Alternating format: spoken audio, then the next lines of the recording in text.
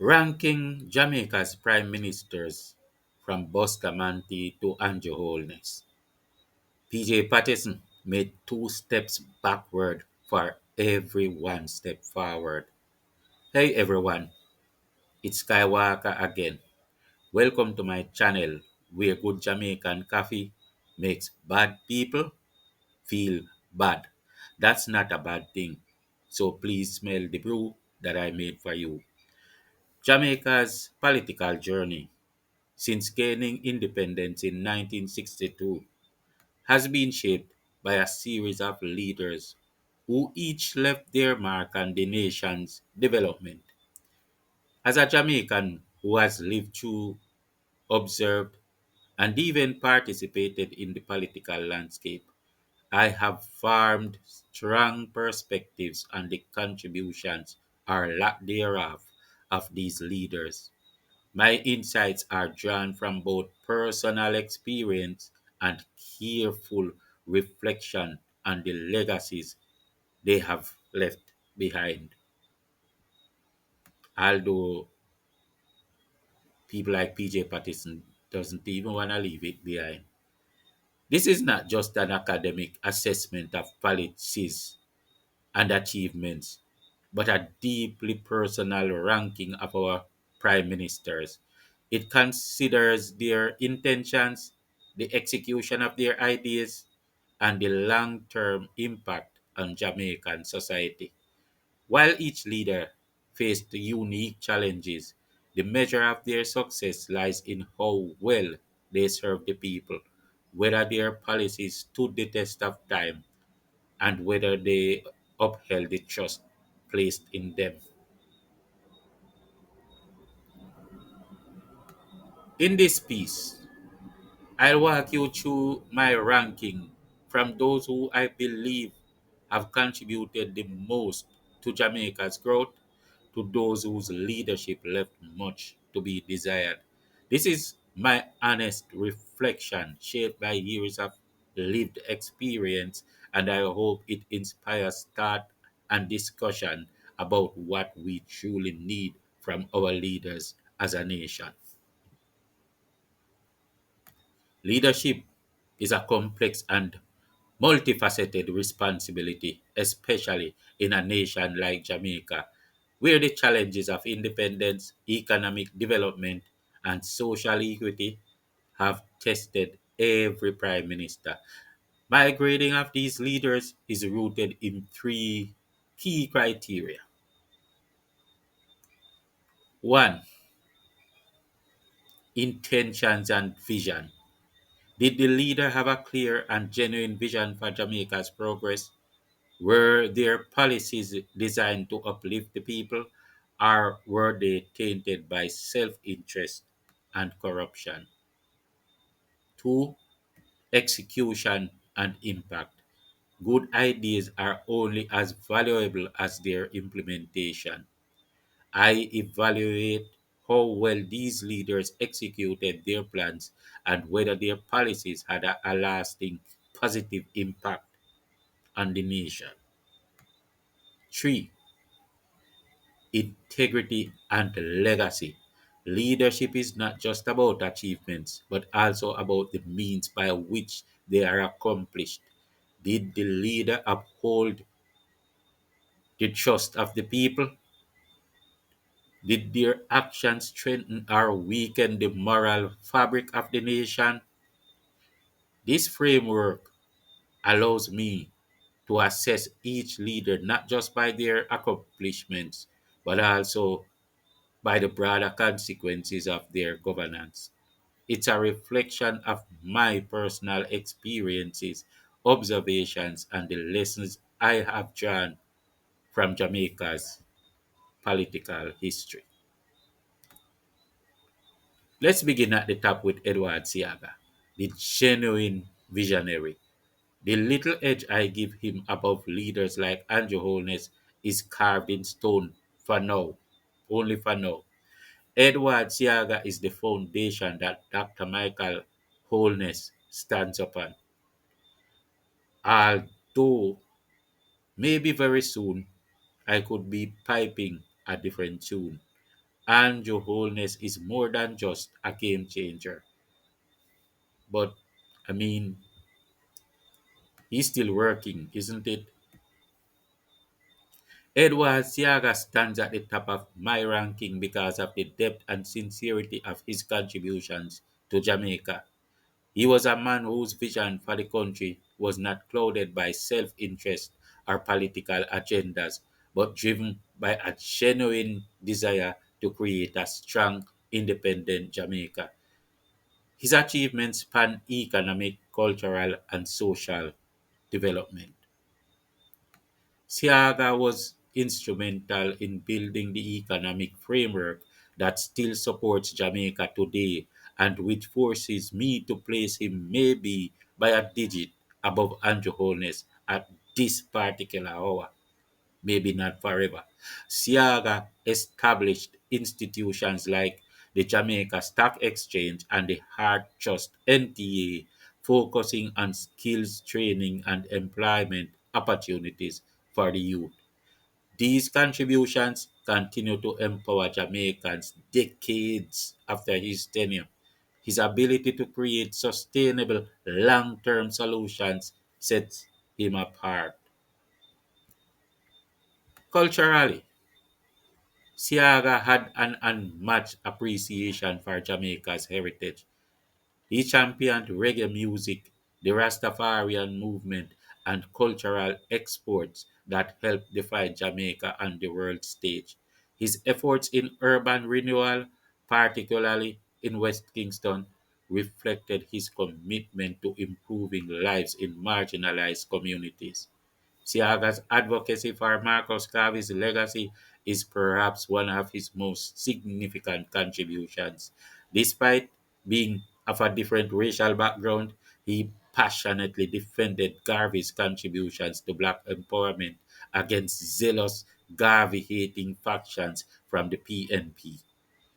He fought for Garvey's exoneration in the United States, ensuring his rightful place as a national hero. This speaks to Siaga's integrity and his belief in justice and fairness above political gain or racial biases.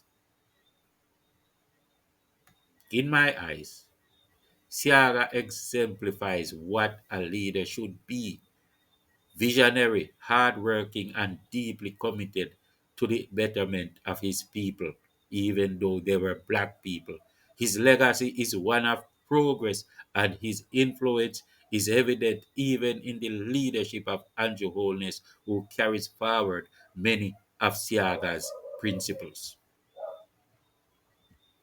Next up, in second place, Andrew Michael Holness, the modern architect. Andrew Holness earns a high rank in my grading for his focus on economic stability, modernization, and infrastructure development. As Jamaica's current Prime Minister, his leadership reflects a blend of pragmatism and long term planning that positions the country for sustainable growth. He is the Prime Minister that went and made what we thought was impossible become clearly possible right in front of our eyes.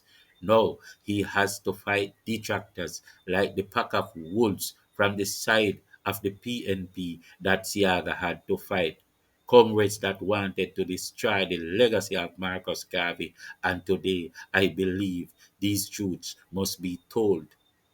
People, I know that many will taste the bitter part of the coffee roast today. I just have a feeling this good coffee will make bad people feel bad. The PNP wanted to destroy Marcus Garvey because Marcus disagreed with the colonial constitution and all the prejudicial stuff that proved the independence thing was only a scam, and the Norman Manley, the British mole, did not like it at all. The PNP too often oppose everything that is good for Jamaica, and this makes me extremely suspicious, especially when Mark Golding suddenly appears, behaving like a mole, just like Norman Manley and the father he speaks about being the British agent who came to guinea pig the Jamaican people for a poliomyelitis vaccine for England, which cost the lives of many Jamaicans. But he is here, putting the British above us and gridlocking our path to independence. Talking about his father. History is not told, and the people makes it repeat through ignorance. Sometimes it's tiring to watch and keep silent. Mhm.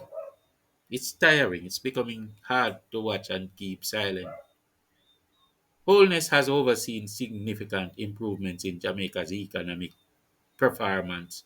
The unemployment rate has reached historic lows under his administration, and the debt to GDP ratio has steadily declined, providing the country with greater fiscal stability. His emphasis on maintaining a stable economic environment has allowed Jamaica to attract foreign investment while supporting local businesses. All his works give Jamaica a clearer path to economic independence, and the British do not like it. Ma Golding's father would not like it.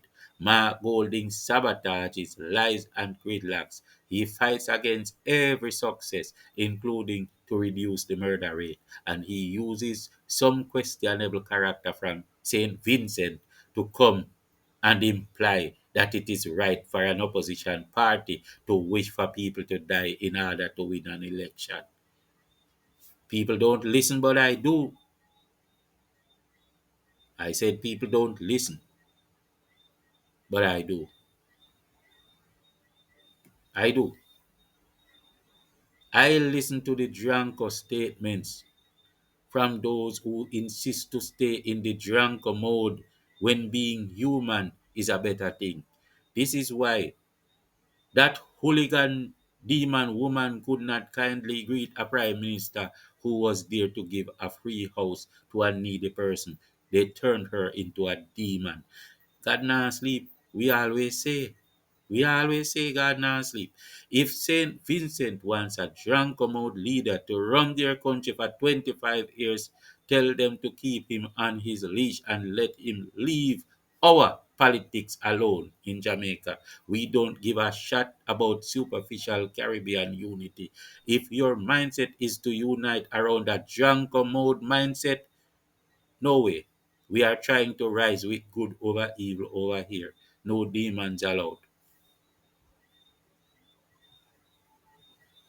Every citizen of every country, as long as he is human, must be responsible for the peace in that society. And peace is not secondary to politics. You, whatever. One of Holness's standout accomplishments is his commitment to infrastructure, from highways and housing projects to urban renewal programs. His administration has been instrumental in transforming Jamaica's landscape. The National Housing Trust, a project trans, a project tarnished in its earlier years. I hope you remember that, right? The National Housing Trust was a project that was tarnished in the earlier years, and it has been revitalized under Andrew Holness' leadership, finally delivering the benefits it was intended to provide. It was created, but it wasn't helping the people who were paying the money. It was almost being defrauded when you pay National Housing Trust money. You went to work and you keep paying this money that wasn't going to help you, but it was turning communities into garrisons for PJ Patterson or Michael Manley. Holness's approach to education and training is another key factor in his success. By making programs like Heart NSTA trust free and accessible, he has empowered countless young Jamaicans to acquire skills and find employment, addressing a critical gap in the workforce. While no leader is without challenges or criticism, Holness' tenure stands out for its focus on tangible results and its forward-thinking strategies. His leadership reflects a continuation of Edward Siaga's legacy, particularly in terms of economic planning and national pride. Holness has proven to be a steady hand guiding Jamaica through modern challenges, and his contributions will likely have a lasting impact. That's why these same people who hate Marcus Garvey will hate him too. If you can't drink the coffee, then smell it. Can't be silent and just watch. Hugh Shearer's tenure as Prime Minister may not have been as flashy or transformative as some of his predecessors or successors, but his contributions to Jamaica's development were steady and significant. Known for his calm demeanor and focus on economic growth, Shearer's leadership brought a sense of stability during a time of transition.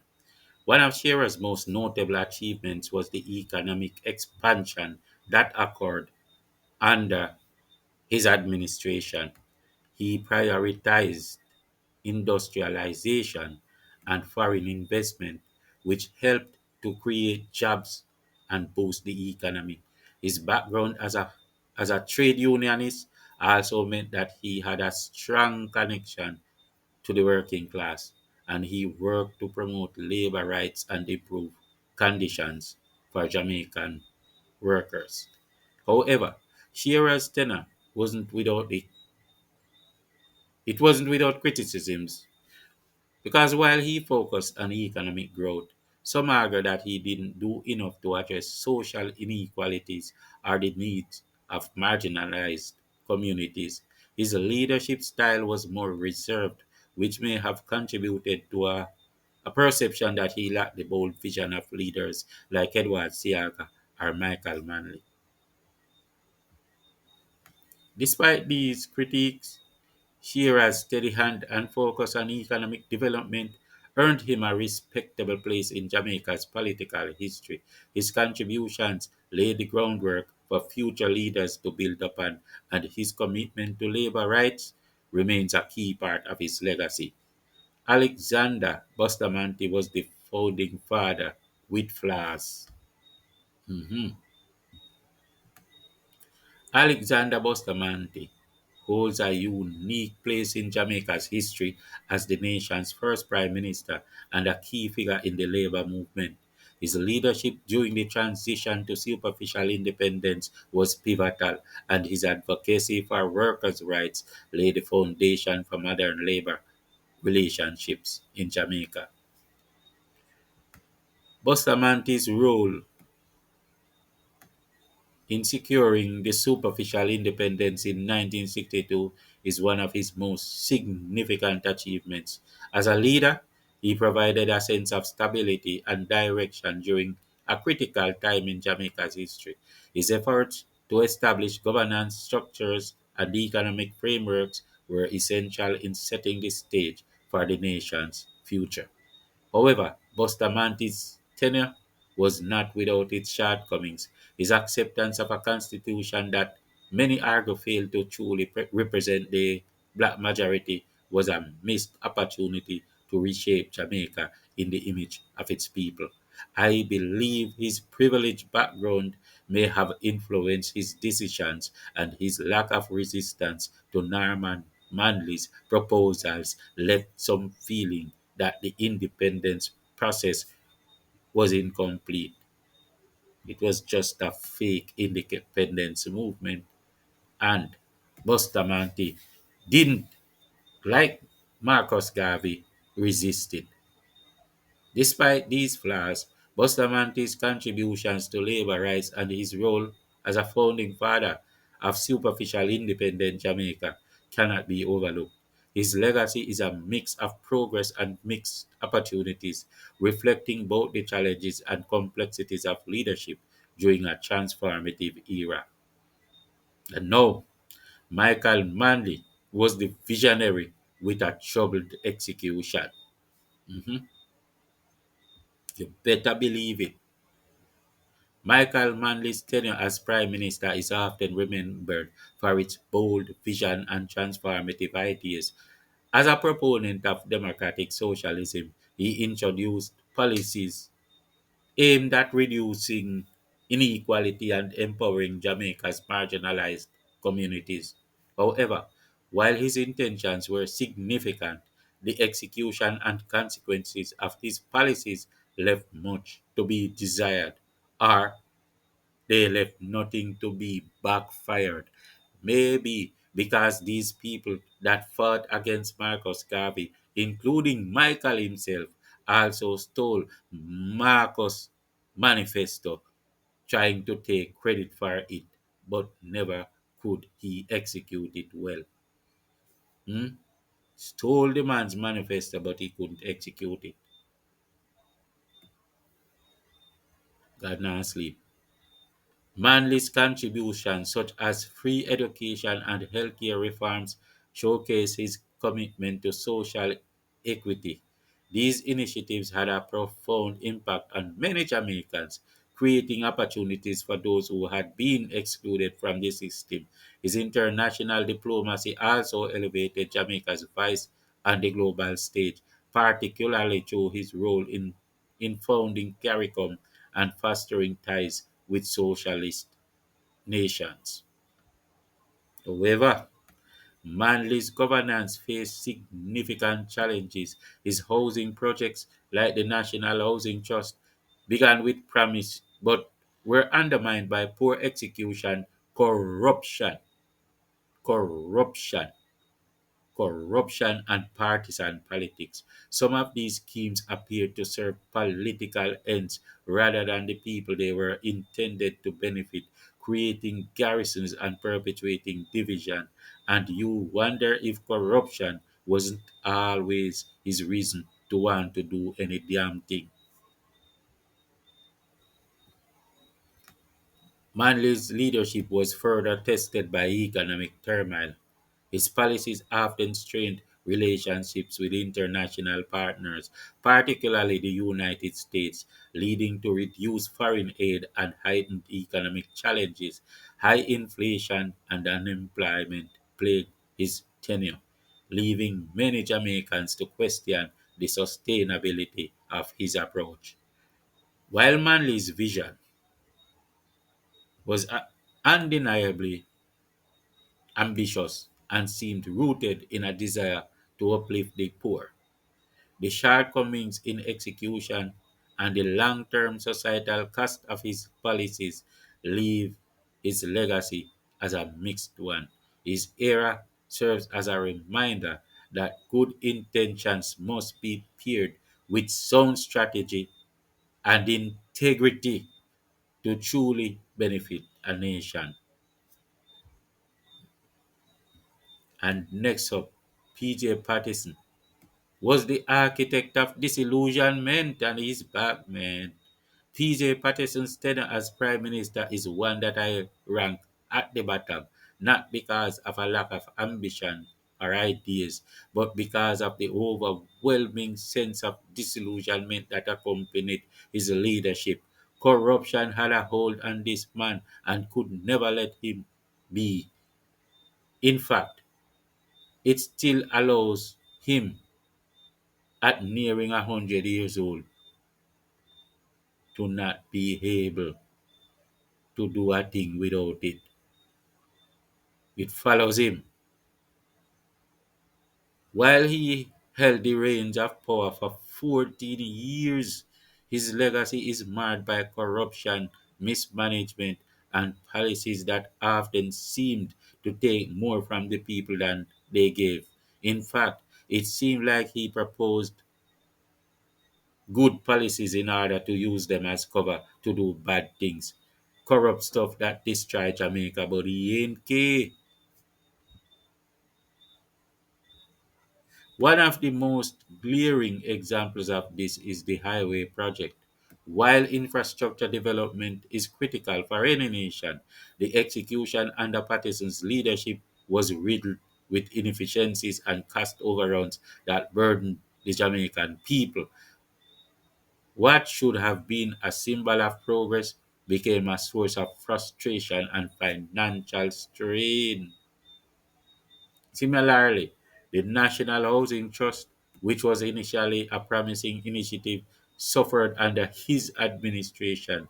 Contributions meant to provide affordable housing were misused, leaving many Jamaicans, like myself, feeling defrauded. It wasn't until later administrations, particularly under Bruce Golding and Andrew Holness, that the trust was revitalized and began to fulfill its intended purpose.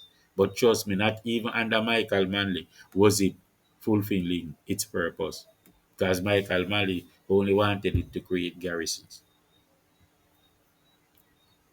Perhaps most troubling was Patterson's reliance on alliances with criminal elements to secure political power. This not only undermined the integrity of governance but also empowered gangsters, creating a parallel system of control that destabilized communities and perpetuated cycles of violence and extortion. The long term societal cost of these decisions are still felt today. For every step forward Patterson's administration seemed to make, there were two steps back. His policies, his policies often appeared to prioritize political gain over the well being of the Jamaican people, leaving a legacy that is difficult to view in any positive light. While his tenure was long, its impact was far from transformative in the ways that truly matter.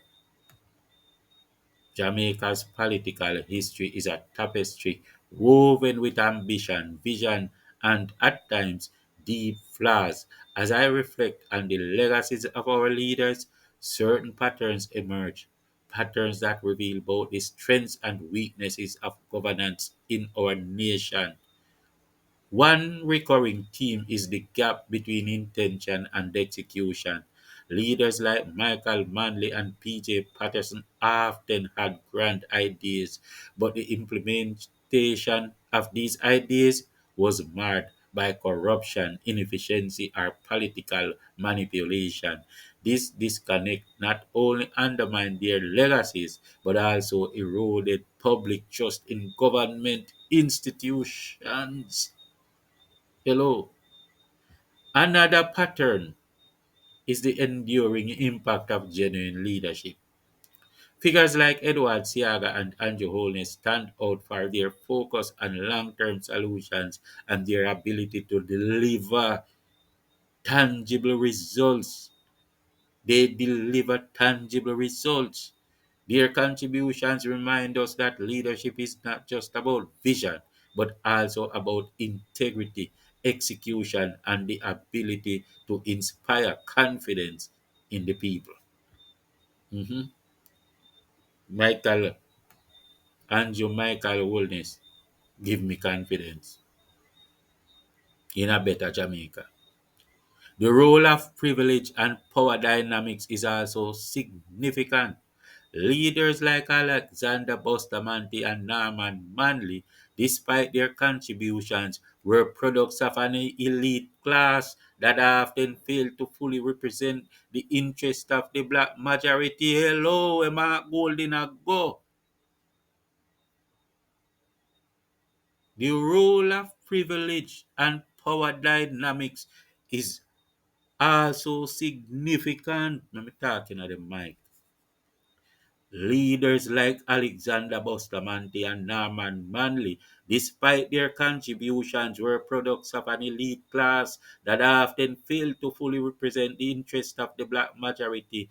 This highlights the importance of inclusive leadership that truly reflects the aspirations of all Jamaicans. Where Mark Golding a go?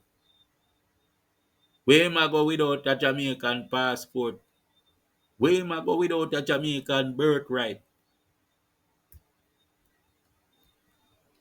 The interplay between governance and criminality is a sobering reminder of the consequences of political alliances. And let me say it back again, 'cause some of the words are not say right. I said the interplay between governance and criminality is a sobering reminder of the consequences of political alliances with questionable figures. The empowerment of gangsters during PJ Patterson's tenure, for example, has had long lasting effects on our society, perpetuating cycles of violence and undermining the rule of law. Let that kind of soak in a little bit. As I grade these leaders, I do so not just to critique but to learn. Their successes and failures offer valuable lessons about what we need from our leaders today: integrity, accountability, and a commitment to serving the people above all else. History is a mirror reflecting the choices and consequences of those who have led us. As I look back on Jamaica's political journey, I see a nation that has been shaped by both triumphs and trials. The leaders I have ranked here have each played a role in that journey, for better or for worse.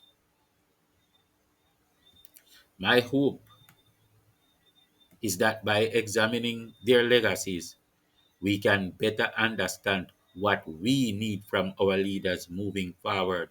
Jamaica deserves leaders who are not just ambitious but also ethical, who prioritize the well being of the people over political gain, and who leave a legacy of progress that future generations can build upon.